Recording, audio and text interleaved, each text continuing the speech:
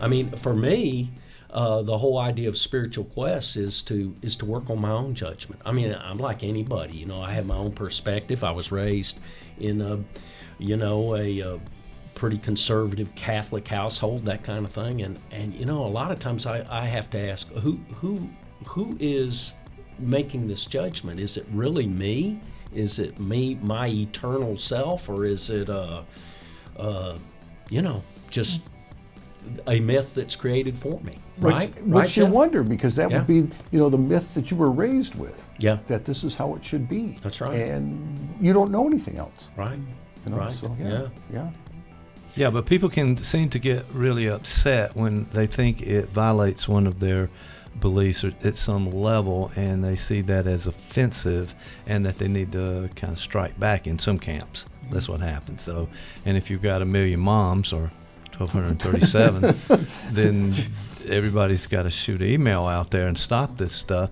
But then, if I remember the story, they reversed the decision. Right. What do you think that was about? I'm not really sure. If you're going to say, okay, you persuaded us, what happens in the meantime to that? Is that money? Is that just greed, or what? Well, I don't there know. was so much backlash when they pulled those, and once people heard why they pulled those, that they had to reverse that. Well, see, it goes to the heart of another American belief, which is the belief in freedom of speech. So you're saying, okay, we're going to pull this because somebody else says we should pull it. That's but right. now, then you have a whole different political point of view that says, well, hold on. I've seen that even in the university environment where there should be absolute freedom of speech, yes, but only certain kinds of speech. Right. And then other kinds of speach are, That's right. so that shouldn't be so free. So that shouldn't be so free. And it sort of goes like to the old Orwellian,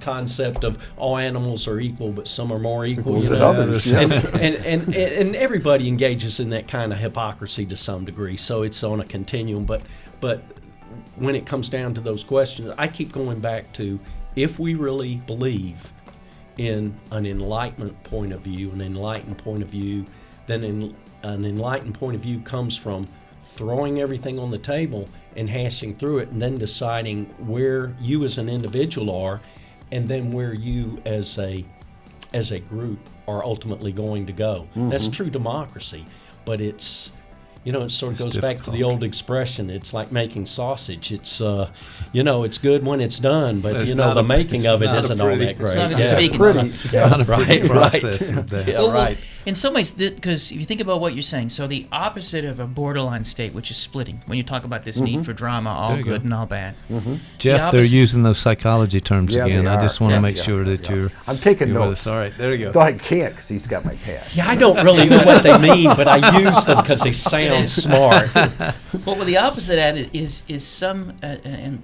the fancy term for that is the depressive position, and it's being able to see shades of gray. It's a form of integration.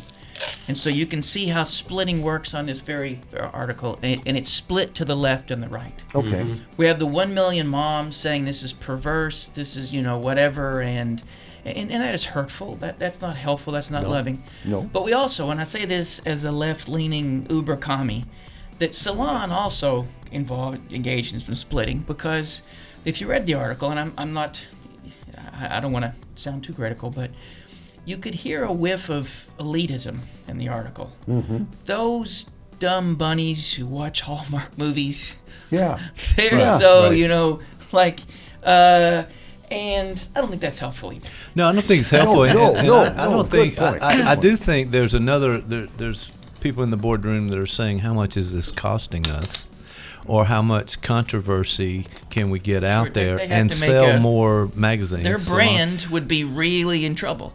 Right. But I suspect there's also, and because I'm not cynical enough, but I suspect there are also people on the board saying, wait a minute, we wanted to include that commercial because we really want more people at the table. We want people to feel accepted. We think we have movies that make people feel good. Doing it for the right reasons. And we want as many people to feel good as possible. If I'm selling donuts, I would like everybody to have one of my donuts because I think you're going to like this thing, right? So I think on some level that's probably at play. But if we were to come at this from bringing it back into the therapy room, consulting room, the opposite of a borderline state is that integration. And the goal would be, like, if somebody's protecting their narrative and their story, Right. one of the goals you get to have them to do is to be able to lean into their pain without too quickly needing to split and project it off. So to be Right. able to say, if we had one of the 1 million moms in the room, to be able to say, okay, what is it about this commercial that causes you so much pain? Sure. This obviously hurts you. We don't start with saying, you unenlightened, You're wrong. Yeah. Fascist. race, fascist, whatever. That's not going to help. Keep those to yourself It's over not, there, it's, right? not going to help. But you could begin with saying, okay, what about this bothers you? And if they could articulate, then it may help them with tolerance. Doesn't mean they have to accept it, but they can tolerate Right. the fact that there is now a place at the table